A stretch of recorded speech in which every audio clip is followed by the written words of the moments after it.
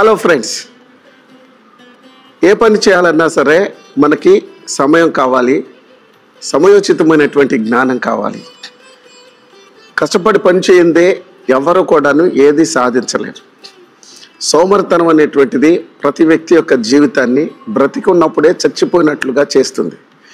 ఈ సోమరితనం వలన అనేక కుటుంబాలు, అనేక మంది వ్యక్తుల యొక్క జీవితాలు సజీవ సమాధి చేయబడుతున్నాయి.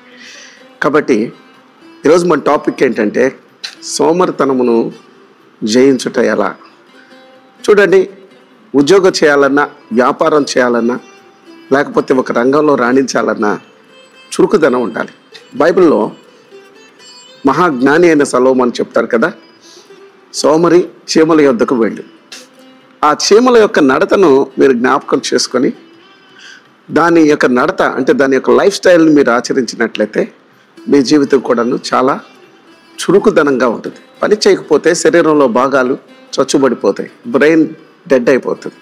కష్టపడి పనిచేసేటువంటి వాళ్ళకి మంచి ఆరోగ్యం దొరికింది.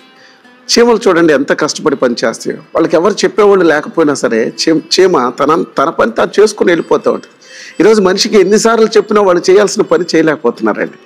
దానివల్లనే వారి యొక్క కుటుంబాల్లో ఆదాయం లేక అనేక మంది పస్తులుండి భార్యాపిల్లలను పోషించుకోలేక కుటుంబాలు పతనమైపోతున్నాయి, నాశనం అయిపోతున్నాయి. కాబట్టి ఫ్రెండ్స్, కష్టపడి పని చేయటం అనేటువంటిది మనిషి యొక్క ప్రాథమిక లక్ష్యం. అందుకనే దేవుడు ఆదాము అవ్వను సృష్టించినప్పుడు కష్టపడి పని చేయమన్నారు. సో మీరేమంటారు? కష్టపడి పని చేయకుండా ఉంటే అది సోమరితనం నష్టానికి దారితీస్తుంది. కాబట్టి కష్టపడి పని చేయండి, మీ కుటుంబాలను చక్కగా పోషించుకోండి. All the best.